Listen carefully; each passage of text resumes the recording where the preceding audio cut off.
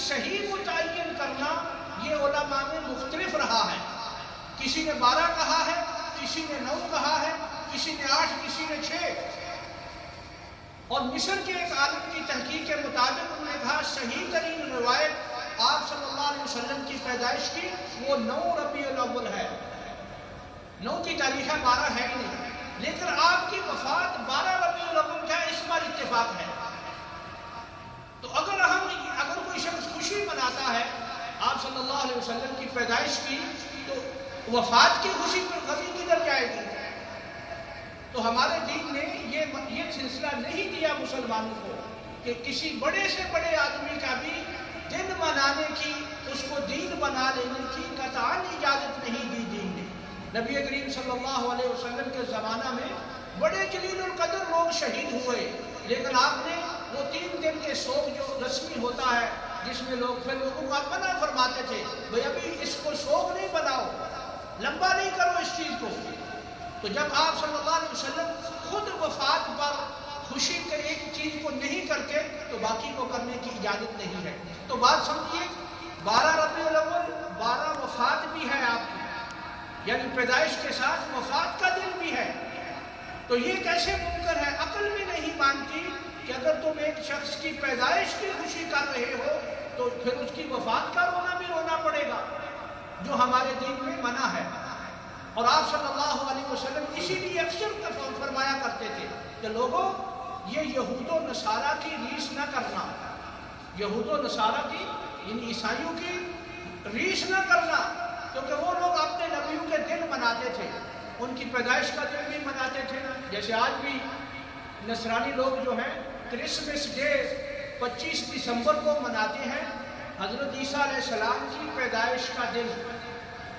اور پاکستان کے یہ عید میلاد النبی کے بہت بڑے ٹھیکیدار مولوی نے کہا ہے کہ کرسمس ڈے اور عید میلاد النبی یہ دونوں ایک ہی چیزیں ہیں. اس کی CD ملتی ہے، فوٹو ملتی ہے، آدمی کی بات کر رہا ہے. پاکستان کا ایک بہت بڑا عید میلاد النبی کا ٹھیکیدار اس کو کہتے ہیں. اس کا یہ بیان کیسٹوں میں CDوں میں موجود ہے. اس نے کہا کہ جیسے کرسمس ڈے عیسائی مناتے ہیں، بعین ہی مسلمان عید میلاد النبی منا کر وہی جذبہ اپنا دکھاتے ہیں. اور جبکہ ہمارے دین میں عیسائیوں کی ریس کرنے کی اللہ نے قرآن میں ممانعت کی اور نبی کریم صلی اللہ علیہ وسلم نے حدیث میں ممانعت کی. قرآن مجید میں اللہ پاک نے فرمایا ہے ایمان والو لا تتخذوا اليهود والنصارى اولیاء، ان یہودیوں اور نصرانیوں کو، عیسائیوں کو اپنا دوست نہیں بناؤ، کیونکہ جب تم ان سے دوستی کرو گے پھر تم ان کے طریقے اپناؤ گے.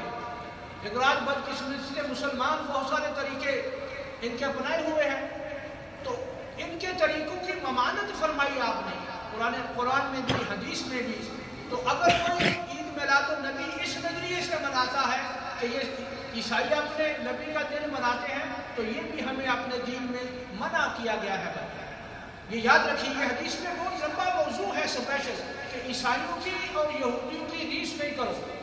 اور پھر جو لوگ یہ سمجھتے ہیں وہ یہ بھی دیکھ لیں نبی کریم صلی اللہ علیہ وسلم کا وہ فرمان، آپ نے فرمایا یہودی 71 فرقے بنے، یہودیوں کے 71 فرقے بنے اور نصرانیوں کے، عیسائیوں کے 72 فرقے بنے. اور آپ نے فرمایا میری امت یہ 73 فرقوں میں بٹ جائے گی. یہ حدیث کے الفاظ ہے. اور ہر کوئی یہ کہے گا کہ ہم ہی حق پر ہیں، جیسے آج کل ہے، ہر جماعت کا دعویٰ ہے، باقی غلط ہے، ہم صحیح ہیں. تو ہم اور آپ کو یہ دیکھنا پڑے گا کہ کون جماعت صحیح ہے، کون سے لوگ صحیح ہیں، کون سا فرقہ صحیح ہے. تو صحابہ کرام نے پوچھا کہ آپ صلی اللہ علیہ وسلم نے خود فرمایا کہ یہ جو میری امت کے 73 فرقے بنیں گے